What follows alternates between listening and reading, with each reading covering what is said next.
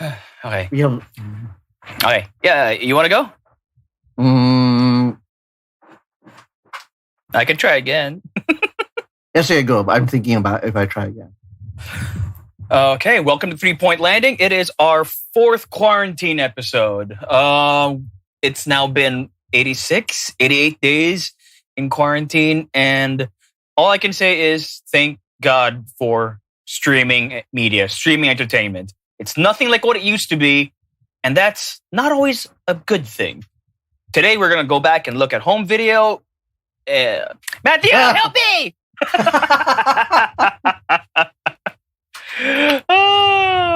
Hey, everybody. Welcome to 3 Point Landing. Man, this quarantine's been a rough one. We've been here for 88 days, 89. I don't know. It could be 107 by the time you listen to this episode. And you know what? Thank God for digital streaming services, games, all that stuff, all that entertainment pouring into our tubes. Because, back in the day, it wasn't always like that. We had to get stuff on the physical. We had to get stuff beamed to us through TV channels, tapes, LaserDiscs, and all that stuff. And today, that's the stuff we're going to talk about. Now, it wasn't always so bad. In fact, there are quite a few things that we kind of miss from the olden days. You know what? So part of me thinks that we're just shooting ourselves in the foot whenever we say stuff like that. Like back in my day, or do you remember when? But hey, yeah. No. I'm not taking offense. I'm saying is we can keep bound. Like I'm happy with what I did. It could be better, but I'm like maybe you should try doing it, and then I'll do it again and again and again and again. No, I said that as banter. Oh, was that banter? I didn't.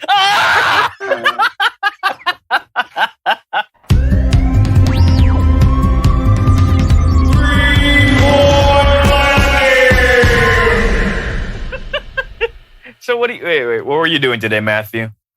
Today, it's all been a blur for me. I think after finishing the Final Fantasy VII remake review, I've been kind of in a funk. Not funk. I'm kind of in a fugue state. A review hangover, if you will. And by it was that good.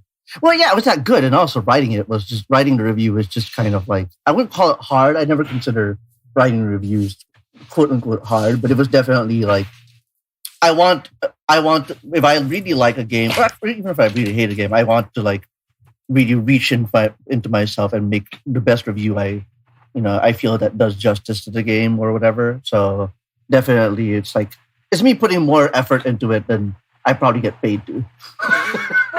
No, I guess that's fair, but for my part, at least you still got stuff to review. I mean, I review movies, and I don't think we're going to see the inside of a cinema anytime this year. What about streaming? Isn't everything going to be, It's just not the same, You get the same content, sure, but I don't know. It just hits you different when you're in the cinema. I don't know if it's the social experience of it or just, don't get me wrong. Look, nobody likes going into a theater where there's people talking. There's the floor is sticky. You can hear people whispering back and people explaining what's happening on the screen to their less informed others, significant others. But I don't know. I think it was that communal experience, right? Yes, exactly. Like, the ending of Avengers Endgame, that was like one of the best screenings I've ever been to. The audience just went nuts. It was like watching professional wrestling. The audience no, seriously, the audience would pop at just the right moments. And, when Captain America picked up that hammer, everyone just lost it. It was ridiculous. For me, it was the on your left moment that everybody went. Yep, that one too. That was good. That was awesome. Really. Good. And yeah. So the whole communal experience, and also I think it's not just the communal experience. It's also the sense of immersion that you get. Because I remember Gravity, that Sandra Bullock movie where she gets lost in space. When I saw that in the theater, and it was one of the best movie watching experiences I've ever had. And when you watch it on the small screen, it just does not hit you the same way. It's actually kind of boring. Yeah, and you know what? I also think that the big screen, like being physically present within an actual cinema experience, can elevate a bad movie. Do you know what I mean? Like this is my favorite. my favorite thing. Like for me, I remember watching the Tommy Lee Jones Anne Heche film Volcano. Yeah, a movie starring Tommy Lee Jones and Anne Heche together. Can you believe? I can believe. Yeah, Volcano. We're in in Los Angeles, like a bunch of volcanic activity just sprouts up from beneath the earth, and it's like this weird mix up of disaster film a la Twister or right. Yeah. I remember that movie. And basically, the movie that wasn't Dante's Peak. Yeah, and I remember like the watching that movie, how emotional I got in terms of like being taken away. I mean, keep in mind I'm 16, so I'm not very sophisticated about film. Okay, take your word for it. Yeah. So and the guy jumps and like he doesn't make it, and his body like sinks into the lava, and he's dying and everything. It's like, oh man, everybody's feeling so bad and suffering. What is this movie? And then I saw it on like cable television, a couple of years later, and it was just like, what is this horse shit? This movie's garbage. No. I know exactly what you're saying, because like this was at the Louis THX. Do you remember Louis THX? I do remember that. That's a mile long compound. Oh man, you remember when THX was a thing? Yeah, that was like one of my favorite sounds ever. THX, jeez, that really takes me back. Here's the funny. My THX, man, my crowning pride moment of pride at a pub quiz night was me and a bunch of my friends simultaneously humming the THX sound to answer a question. That sounds exactly like something you would do. Yeah, and following it up with the audience is listening. I like the Simpsons version better, the one where it knocked everyone to the back of the theater, and then the tagline was, "The audience is now deaf." I like the Monkey Island version. In Monkey Island 3, they replaced it with a bunch of monkeys. Right, they did.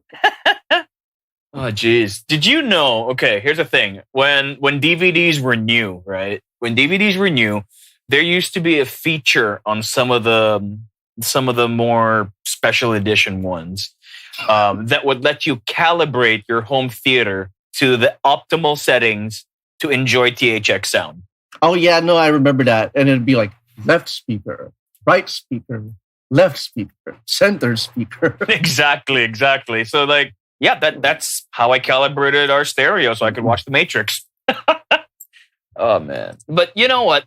The thing that I really loved about those old DVDs, and a large reason of why I still buy physical media to this day, which I know most people find inexplicable, I love that tangibility of it, that feeling that you have it in your hand and nobody can take it away. Does that make sense? Well, short of theft, but I get what you mean. Yeah.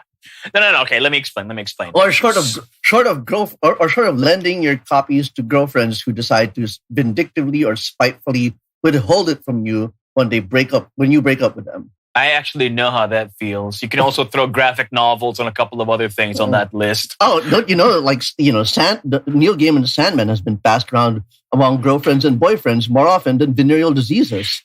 I told you my copy of Sandman Volume 1 is missing, along with my copy of Fables. The copy of Fables was signed too, so that really hit. Anyway, so couples have shared, STDs, Neil Gaiman's Sandman.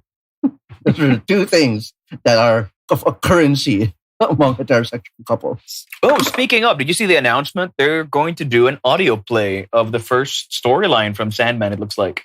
Oh, yeah. I saw the cast list for that one. Yeah, that looked really good. And I am surmising that it's the first storyline because John Jones is in it.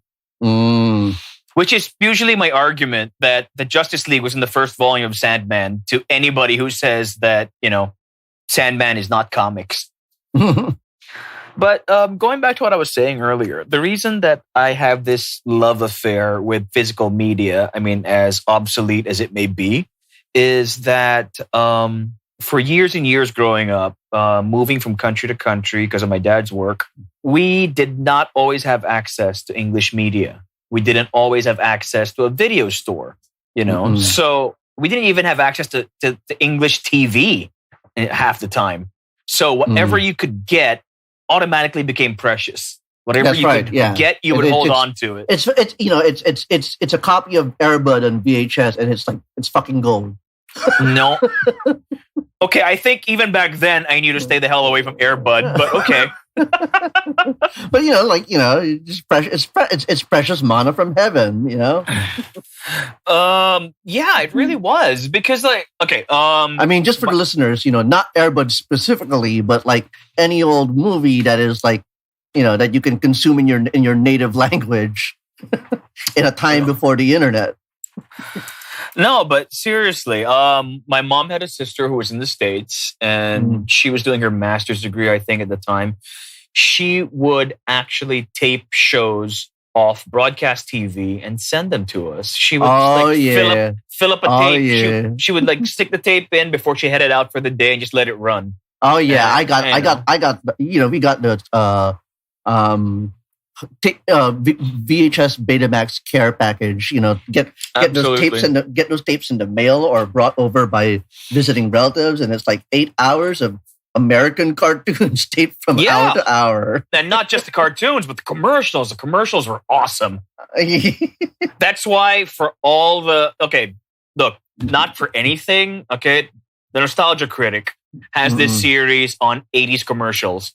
And I just cannot help but watch them, even if he drives me insane. Because a lot of those commercials, I actually remember seeing them. And because we would rewatch those tapes over and over and over again. Burn in your brain. They still are burned into my brain. Yeah. Like 80s commercials, like old toy commercials, the kind that they don't do anymore, And I think what's amusing about that is that these commercials are burning themselves in your brain. And they're coming from a place. They're coming from a faraway land, and they're they're not the commercials that exist in your own native country. So it's funny because you can like see that many different kids of that generation are separated by the commercials that they uniquely saw in their childhood watching those kinds of tapes. Do you know what I mean? I do, and that's why it's kind of awesome that I can relate to people who grew up in the 80s. Or the 90s, as the case may be, from halfway across the planet, exactly what you said. And we have that commonality of experience. But, it would get frustrating sometimes because you see these ads for things that there's no way you get your hands on. Yep. Ads for toys or services or whatever. Or eating establishments. Goddamn, America's a palace of consumerism, ain't it? Yeah, and they do love their food. And they do like spending money. And taking yours.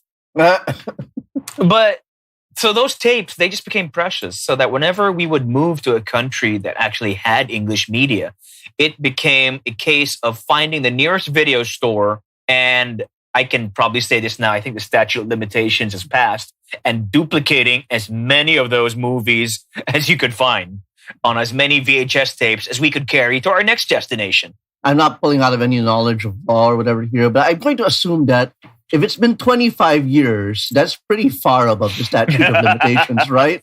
One would hope. I just realized 1995 was 25 years ago. I'll pretend I didn't hear that. No, but remember, I told you, like, if you remade Back to the Future today and you went back the same number of years that Marty McFly went from 1985, it would have to be set in 1990. Yeah. Yeah. So 1990 to today's kids, today's audiences would look like 1955 to us. Mm-hmm. And that's insane. That's just insane. That's fucking insane, man. It really is. So like my favorite thing about video stores, I mean, if you remember those, to everyone listening out there, my favorite thing about video stores, and I think this is something that's really lost now with streaming and all that, because now the movies, they don't come in boxes. They don't come in packages. So there's no box art on the front. There's no blurbs from random critics extolling its values. There's no synopsis on the back that barely explains what you're about to watch. And there's no having to figure out how many movies you can afford to bring home for the weekend that you have to return before you go back to school on Monday. Yeah, and how much? Yeah, and watch as well, right? Because you have to hit that sweet spot. What you can afford and what you can reasonably watch within a given time period.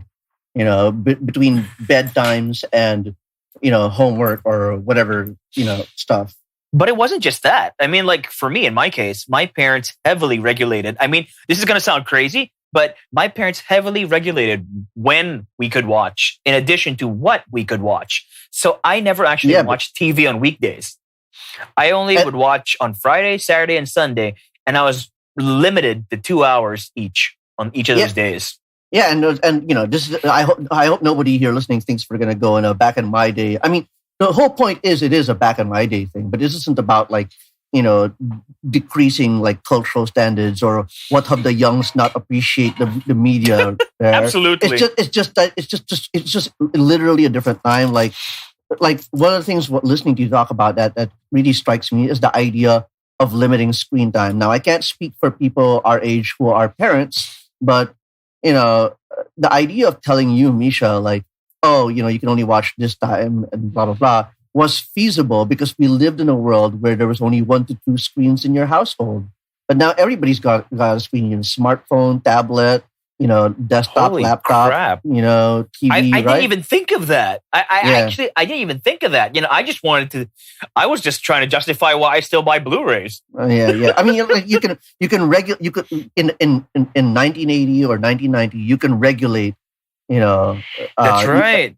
But yeah, now you can regulate within reason, but the youngs will always find a way, I guess. I don't know. I don't know. Parental filters and locks are rarely all encompassing. Seriously, they don't cover enough. Like you could age restrict Netflix, but then what's to stop your kid from going onto YouTube or something like that, Yeah. I mean, this is a scope for I think this is a conversation for another time, but definitely, different times. 3-point landing. I wanted to talk to you about you were talking about packaging, about video stores and boxes. Absolutely. I wanna flip this over and talk about a medium that is sort of like key to my childhood, which is the LaserDisc. And I know the LaserDisc is kind of laughed at for good reason, but I think what was amusing to me about LaserDisc for all of its qualities is the fact that because it's about the size of an LP or an audio record, It was a shiny LP. Yeah, like they had a larger canvas to work with in terms of doing the whole art thing. Right. I remember. So if you get Raiders of the Lost Ark or India or Last Crusade on VHS, it's just this like maybe 4 by 6 inch rectangle box, and they can fit maybe one decent thumbnail and 2 smaller thumbnails and a very quick summary, right? Right. But if you get the LaserDisc, you open that baby and there's an insert or a cardboard flap in there that shows way bigger photographs of the movie, and maybe if you're lucky, production stills and like behind the scenes photographs. Right. I ate that stuff up because there was no internet.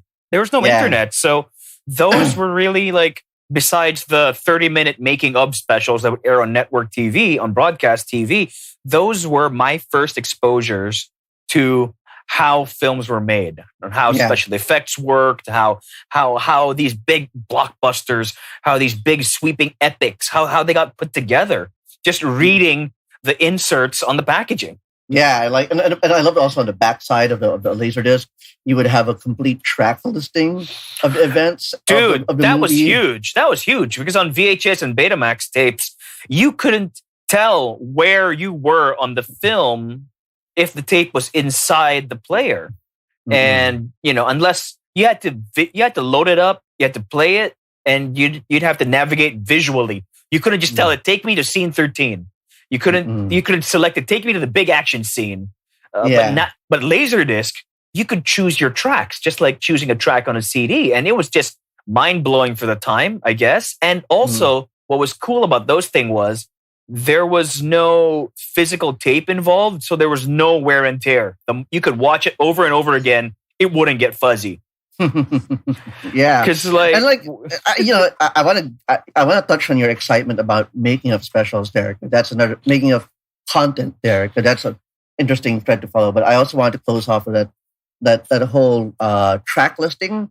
Right. I think LaserDisc track listings in my youth were crucial to my understanding and appreciation of film, in the sense that when I think about going back to Indiana Jones' Last Crusade, when I think of Last Crusade, key story beats in the movie are framed to me by the track listing of the LaserDisc. So when it says War on the Jones Boys, to me, when Walter Donovan shows up or whatever in that scene, I understand that scene as being about declaring that the Henry and Indiana are persona non grata in Germany. You know what I mean? I think I get what you're saying, because the track listings sort of point to what is important about each individual moment. It's not just that. It's the track listings on the LaserDiscs were kind of like the track listings on a soundtrack album, an instrumental, right? An instrumental soundtrack album, not the compilation by different artists. I'm talking about the instrumental soundtrack with songs inspired by. But seriously, what I liked about those track listings was that they would essentially, you're right, they would act as signposts for whatever the hell you were watching. They're signposts, that's right. And I think that also helped my narrative sense in a way. I mean, fine, I was reading a lot of stuff at the same time, but it was different having these signposts inform what you were taking in visually. Yeah. And my love affair with finally seeing movies, because I'm not kidding. I did not go into a movie theater for, I think, maybe, most of the countries that we went to, they didn't even have movies that showed, they didn't have theaters that showed English movies. So these films, seeing them on LaserDisc, which was crystal clear compared to secondhand VHS tapes or third hand if they were taped from another tape. Right, exactly. Seeing them in LaserDisc was like a revelation, and that was just standard def. When I saw them on DVD, in the late 90s, suddenly it was like seeing movies that I knew by heart. I was seeing them for the first time because I was seeing detail and hearing things that I'd never seen before, especially since, and this is something we forgot, the majority of VHS tapes and LaserDiscs, unless it was some kind of expensive special edition, they didn't include the films in widescreen because most TVs were 4:3 at the time. Oh, God, here we go. Aspect ratio. Let's go. No, but, the thing, okay, films are shot in... I'm with you on this one. Let's go.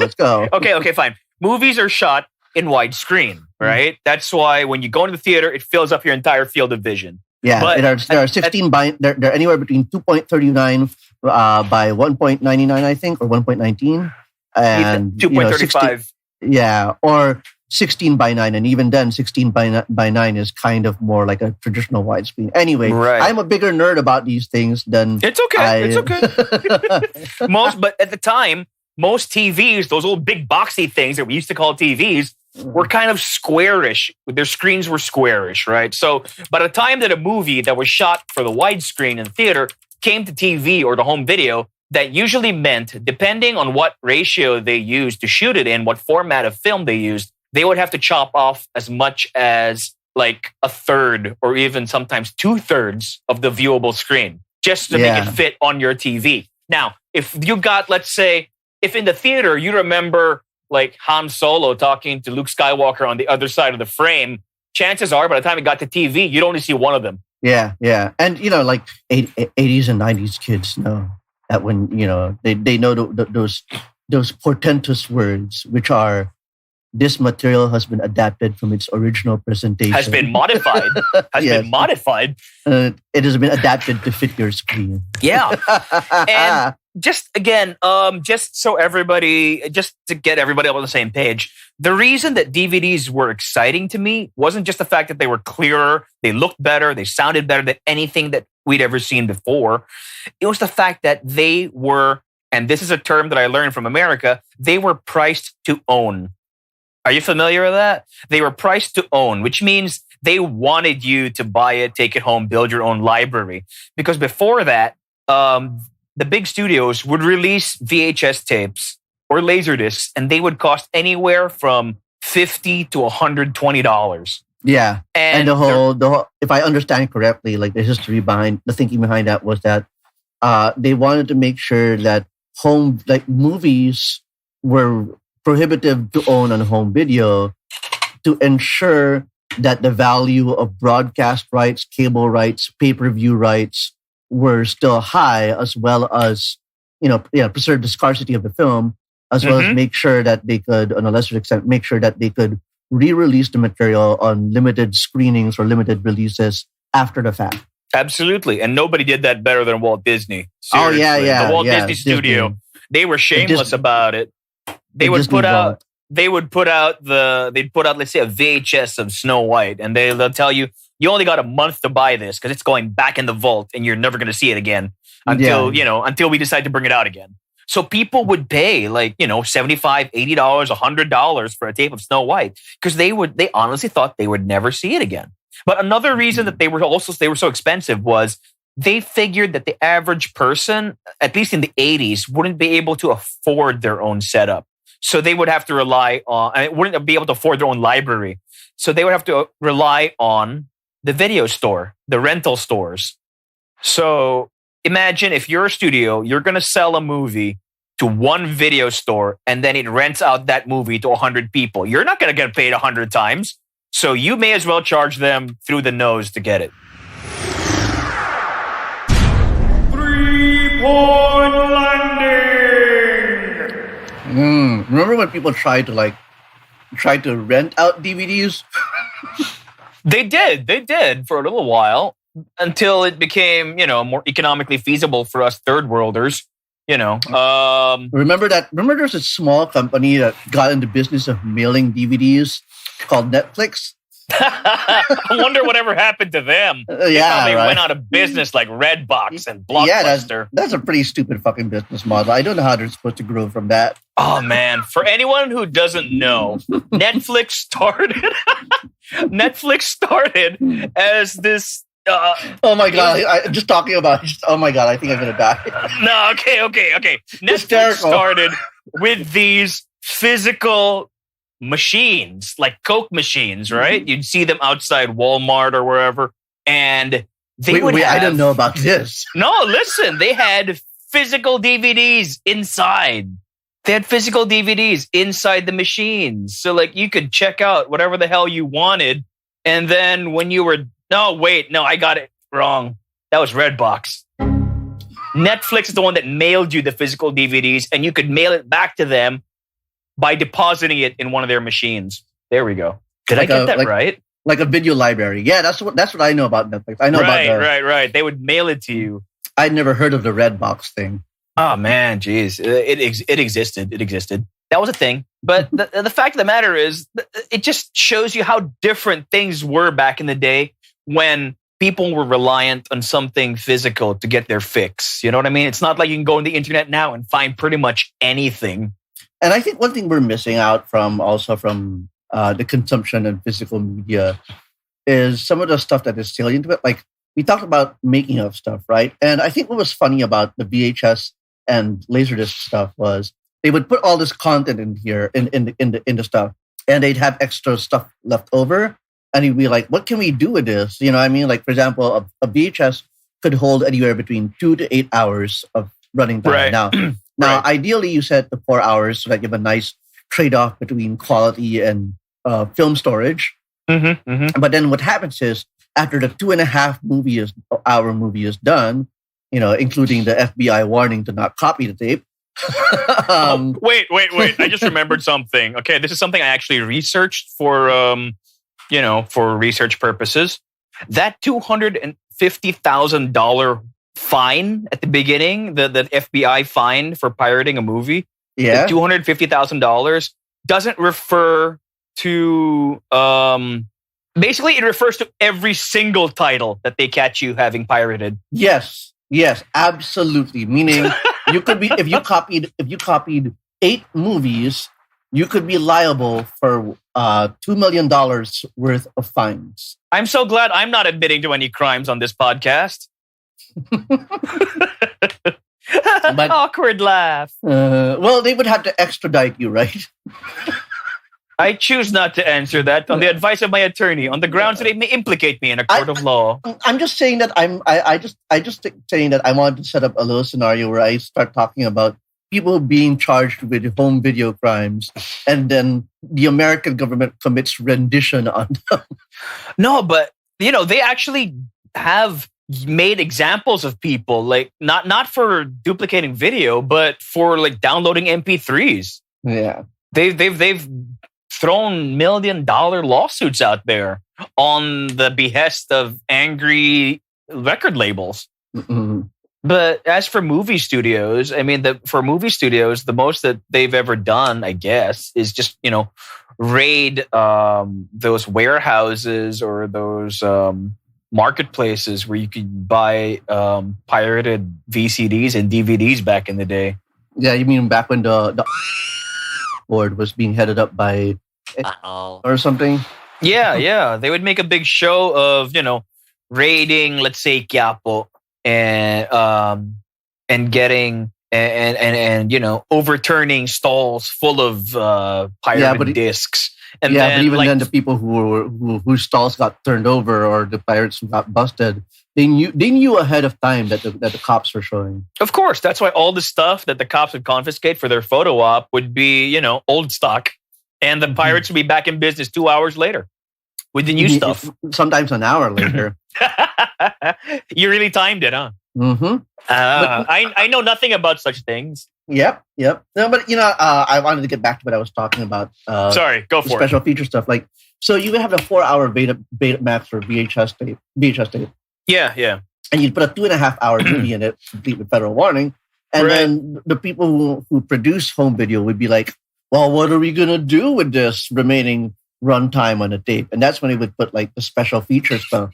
I still remember watching Dark Crystal, and there'd be like a whole tribute to Jim Henson at the end of the video. Or they would put like making of stuff what Disney would do is they would put like the whole reel of other Disney movies that you could order or purchase. Yeah, they would put Disney membership club, all of that stuff. Like, so what I'm trying to get at here is that physical media is a container that tends to have stuff put into it because of the compulsion to not waste that space, to not waste that limitation. It's the same with LaserDisc, it's the same with all that stuff. And I think DVDs and Blu-rays are the last vanguard for that. Yeah, the last gasp. Not even a vanguard. It's the last gasp.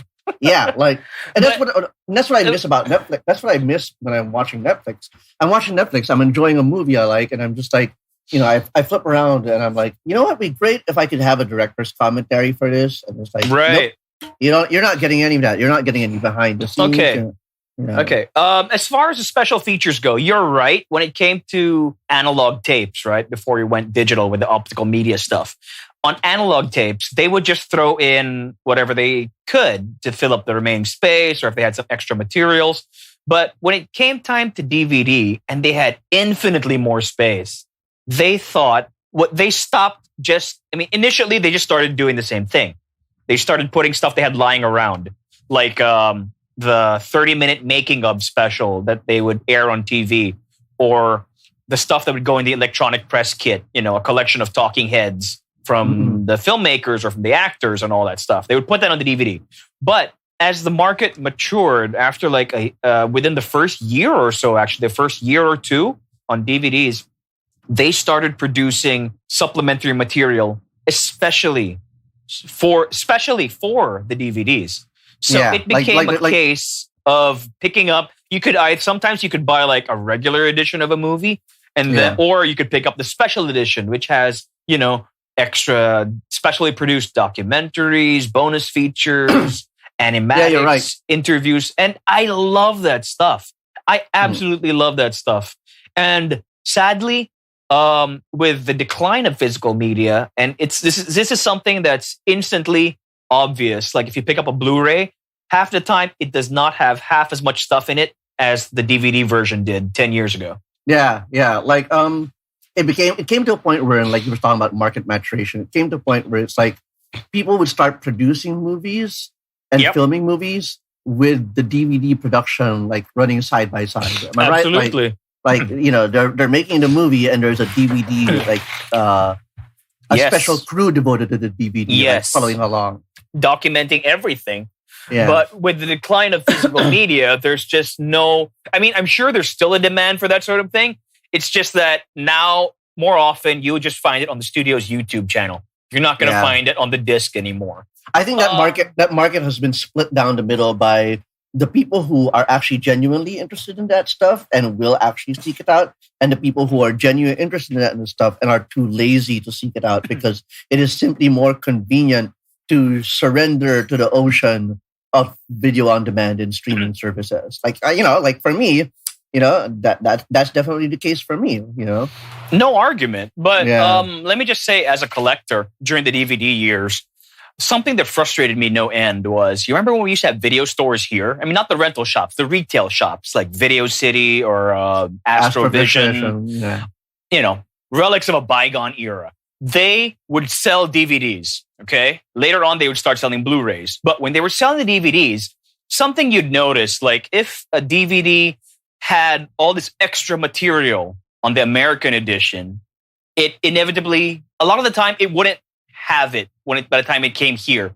Either because, I don't know, maybe the local manufacturers didn't want to have to pay for the larger capacity discs, or maybe they just figured that a Filipino audience wouldn't give a crap about special features. And that frustrated me no end. Yeah, absolutely. Like, I want to get to that because I totally agree with you on this one. Like, I think also it's not just the video capacity, but also the idea of, because some of these special editions, they become 2-disc. And they'd be like, "Oh no, we're not going to do a 2-disc edition." So because you have to pay for more packaging, you have to pay for more material. Yeah. Like so, and I think like was one of the biggest offenders in this regard. Like, I don't remember the exact titles or the exact film companies they had relationships with. Right. But I remember, like, I would have to check. All right, is the distributor for this? Because that means, like, whatever, DVD features that are supposed to be here aren't in here. And what sucks is that I think sometimes, maybe I'm misremembering, maybe I'm gaslighting myself here, but I remember looking at these things and, like, opening the cases, and there would be descriptions of the features, but when I looked it up on the internet, they'd say, no, actually, if you buy that, the listed features is a bunch of lies, and it's just copied from the American packaging, but they never bothered to put it in the actual, like, Philippine disc. Yeah, or sometimes I would read about some amazing features online, and then when you see the local release, you're like, "Where's all that cool stuff that they talked about?" Yeah, and it's generated such distrust in me. It's generated such distrust in me from the local distributors that I'm like, you know what? I'm only buying the U.S. region stuff, and that's not cool or whatever. But like, when it comes to one of the few movies I make sure that I always got would be the Star Wars movies in Blu-ray, and like, I didn't want to get Star Wars: The Force Awakens or Star Wars: The Last Jedi, and get a, and not get shafted in the features. So I made sure that someone got it from me somewhere else. Right, and I've never actually verified if it's true. Like, I've never verified if our local version has to feature that. But you know what? I'm not going to bother. I'm not even going to check. Okay, here's the thing. Waste my time. Here's the thing. As far as the DVDs were concerned, no, they didn't, because all the special features of the Star Wars movies, when they hit DVD, were on a 4th disc. So yeah, they didn't make it here, unless they were selling some of the American box sets, which I would see sporadically in Green Hills. But the thing about, I don't know if it comes down to market maturity or economic capability, because I think something I mentioned earlier, but I got cut off, or I cut myself off. People would turn to piracy, and naturally those pirated copies wouldn't necessarily have the special stuff, and people were okay with that. And that was taking a big chunk of the home video market here, because they would buy the pirated discs for what, $1, $2 a piece, not even. So why would you spend, upwards of $20-$30 for the same thing? Especially if you're not somebody who cares about the special features in the first place. But for somebody who is a collector, it was incredibly frustrating. And that bias that local video outlets had, or local video manufacturers had towards their audience, that contempt, I would say contempt. That got even worse when Blu-rays came out, because when Blu-rays came out, they wouldn't even put them on the shelves. you couldn't browse through them. They put them behind glass. So not only did you have Blu-rays that didn't have everything that their foreign counterparts had, they were behind the counter or behind glass, which completely discouraged you from browsing them in the first place. So I'm not surprised that home video died here quicker than a lot of other places, honestly. Yeah. It speaks to, and allow me just to sort of like have a digression here. This speaks to a thing that some technologists talk about with regards to third world economies. It's called leapfrogging, which is that. Yes. So what I'm talking about here. Leapfrogging, which is that older economies and more mature countries have a harder time, or at least they kind of move in this slower progress with regards to switching over from one technology or to one cultural trend to another, because there's a lot more respect and infrastructure built into it. Right. And, so for example, America had a hard time transitioning to cellular phone service because, land-based telephony was such a big deal in the foundation of that country. But for us Asians, especially in the Philippines, we switched to cell phones just like that because it's kind of garbage. Wait, let's not forget, wasn't just cell phone usage that they had a tough time transitioning to. Because even when they got their cell phones, you know what they weren't doing? They weren't texting. Yeah, they were texting. I remember. Yeah, but that's a use condition rather than something else altogether. But yeah, I don't think absolutely. so. I think it's economically linked because if you look at their phone plans, they're more conducive to having conversations than actually texting. Because here, our phone plans were based around ideas like 200, 300 free messages. Yeah. Whereas over there, they would buy plans based on minutes.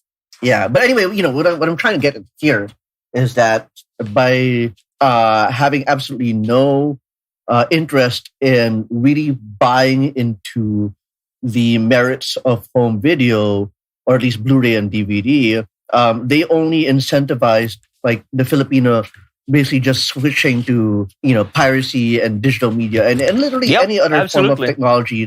We leapfrogged directly from VHS and Betamax, which was our only options, and then DVD and Blu-ray came of age during internet. And it's like, you know what? We're just going straight to internet. We're just leapfrogging all the way there.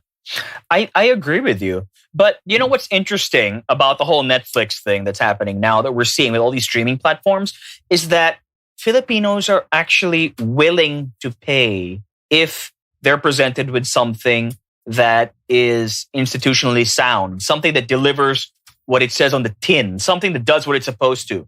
Yeah. So when Netflix came out, fine, they had to reduce the price to accommodate our third world salaries. But the thing is, people were willing to pay to legitimately view movies in a format that was comfortable to them versus all the extra legal ways that they'd been using previously. Because now, you're right. They've fucking leapfrogged all the way to this because this was something that actually fit.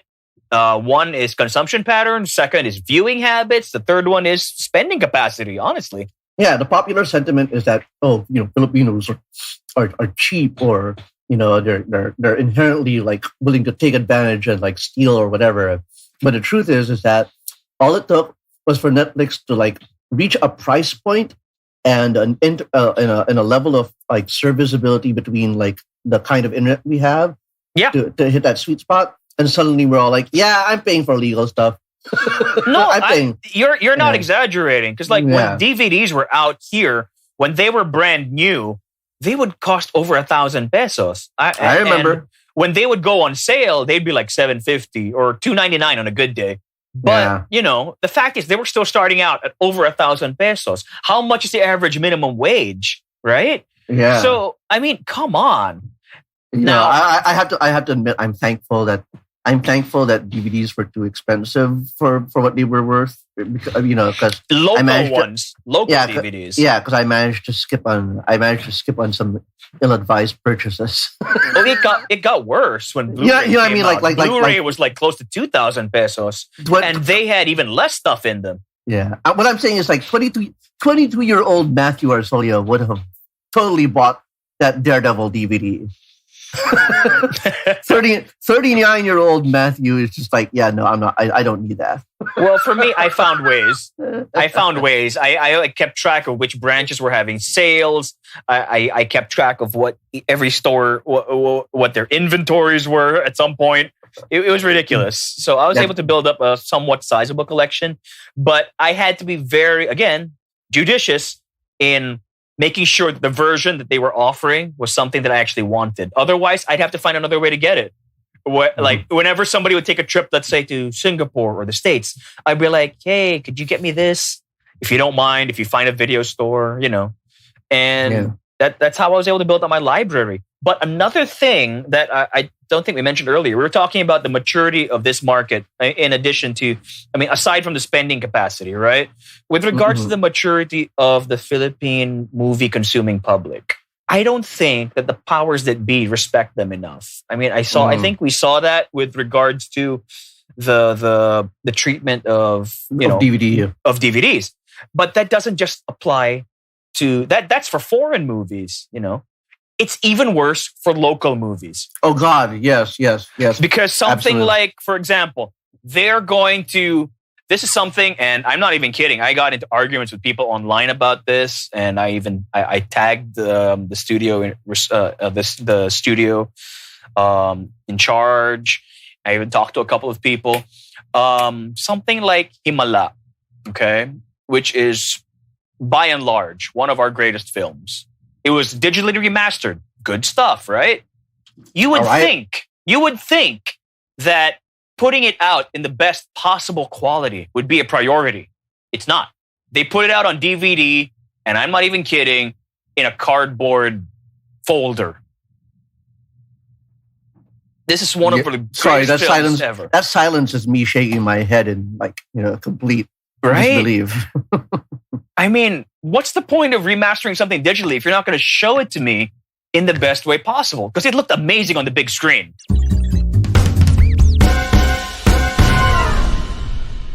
I want to seize upon this point of discussion and talk about how I think this is central to one of the massive failings of Philippine entertainment culture. And allow me to go to a bit of a rant here, which is that I think there are so many times in my lifetime where an interesting thing was made, an interesting movie or an interesting television production was made, and we're all like, oh wow, we're so impressed with it, and and I'm not going to name any names here, but the longevity that cultural moment could potentially be a watershed moment, but because film production companies and home video production companies aren't interested in making those works available in a convenient format, in a format that is like a privileged experience. Like, for example, when you buy like a DVD, and you make it a good quality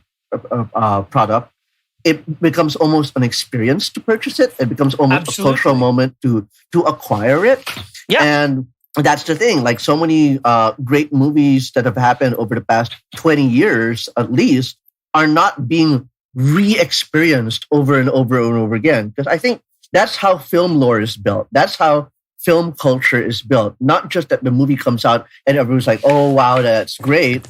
Right. But the way that these films become a fixture in our lives and a fixture in our habits. Like, that's very valid. Yeah. Yeah. Think about whether you treasure your LaserDisc copy of Akira Kurosawa films, or you have a precious videotape of that one time you recorded, a Richard Pryor comedy, or you have an original VHS copy of Who Framed Roger Rabbit. These works achieve meaning and influence by the opportunity to re-experience them over and over and over again. And how are we going to build a film culture out of the Philippines if so many crucial works can never be re-experienced? Like, I'm not going to say that I like all of those films, but I also kind of I'm still not 100% a fan of some of the films that have come out in the past 20 years that people consider the best. But where is the opportunity to re-experience these films if they're going to be in shitty formats, if they're only going to come out in Cinema One once in a while, if they're only going to be on limited screenings for Cinemalaya or whatever, if they're only going to be if occasionally they might had the privilege of being, shoveled onto Netflix. And even then, like Netflix has a habit of picking up the most middle-brow garbage. But yeah, it's not, that's neither here. That's neither here nor there. Like that's why you and I can talk in American film language, because American popular culture, allows itself to be re-experienced ad infinitum, ad nauseum, and Filipino film culture doesn't. That's absolutely true. For years and years, the only way you could see Himela was from a festival copy that had like 3 sets of subtitles running across it. It was chopped up visually, so it wasn't even in widescreen. It was scratchy as all hell, and it sounded like it was recorded in a tin can. But for years and years, that's all we had. Not necessarily because they didn't want to show us anything better. It's just that they didn't care enough about their own history to preserve it. Yeah. Yeah. And I'm not even talking about historical significance or like, trying to create some kind of Library of Congress film archive, whatever bullshit. Although those are in fact noble causes. I'm just saying this, like, you made a movie. Would you not want me to re-experience this for a small amount of money? Would you not want this to? And a lot of film production is also about glamour and prestige and egos. Like some people, one of the reasons why movies continue to get made in all cultures around the world, regardless of the costs or the unprofitability, is because there's always going to be some rich person out there who's like, you know what? I would like to have my name attached to the top of a movie, because movies are such important cultural artifacts. Like one of these, like those things, exist is because of them. And if we don't get to re-experience them, like they're just going to be lost. It's not just about re-experiencing, in my opinion. It's also about re-evaluating. Yeah. Right. And I mean, those are, I'm not dismissing your point there, but what you're speaking to is a lofty, higher goal that is all fair worthy. enough. And I feel like, and I want you to keep going on this. I'm just saying is that we can't even meet the fucking bare minimum. That's what I'm saying. I agree with you completely.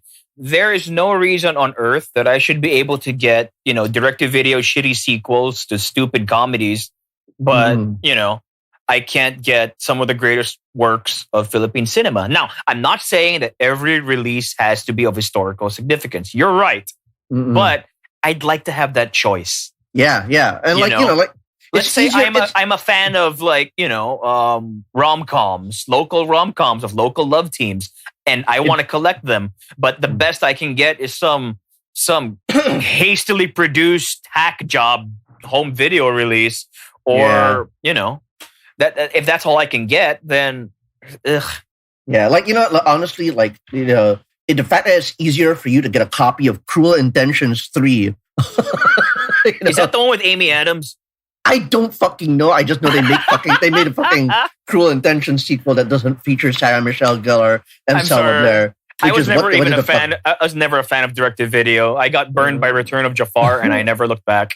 I was more of a fan of the one with Aladdin. The King of Thebes. Yeah, that one was good. That was like the only good one. Yeah, but anyway, by and large, direct-to-video sequels are garbage. Yeah, but this is where we're at. Like physical media, it does feel like a relic sometimes, but it's also crucial to preserving and being able to like keep a piece of culture with us, whether us collectors or us nerds or even us self-styled historians. No kidding, because if you're going to look at a movie as an artifact of its time and place of release, that artifact, as it stands, through home video, it becomes an artifact that everyone can have a piece of, that they could call their own. And it's just heartbreaking now that with streaming culture, which is awesome because you can see whatever you want whenever you want, as long as the studio says it's okay. Yeah, as long as the contract has expired, a lot of it's being lost. That feeling of tangibility, of connection to something, because everything now is just so disposable to the point that you have nothing to show for what you just consumed. Does that make sense? No, that makes sense. It's not a trophy system. It's just it's about giving permanence to something. Yes, because at some point in time, it was important enough to you to want to retain it. Wow, did we? Who knew that when we started the evening, that we'd just be like spitballing about, home video for shits and giggles. We've gone to a heady place about the place that home video has in the preservation and, permanence of popular culture. Yeah. Not for anything. Sorry, I swear, this is the last time I'm going to interrupt. No, go ahead. It's like, I'm sure that you or your parents or whatever, they have like treasured photographs from childhood. Something that by heart because, it's something that's burned into your mind. Compare that to the 3,000 or 4,000 pictures on your phone that you're never going to look at again. There's just some sense of permanence about something you can hold, something you can touch. And that's something I miss as much as I love the convenience of streaming. But, streaming, we're at the mercy of studios more than ever. So yeah, don't get me started about frickin' video games. That's another episode. Hand to God, I thought you were going to give me grief for still buying physical video games. No. But anyway, I think that has been an episode. Yeah, that was good. That was cool. I know it's been an episode because the whiskey's kicked in. I miss alcohol. So that's been another quarantine session. Stay tuned next week when we talk about fantastic places and beasts to find them in. Wait, what? What? I thought you were talking about fantastic. I just heard fantastic, like Fantastic Four. Let's go. Let's try that again.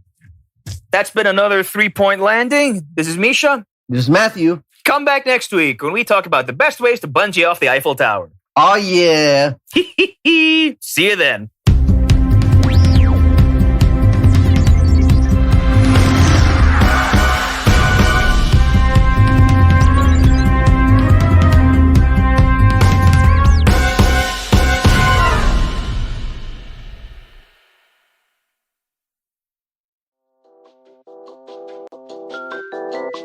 This episode of 3-Point Landing was produced, recorded, and distributed under quarantine by Big Baby Studios.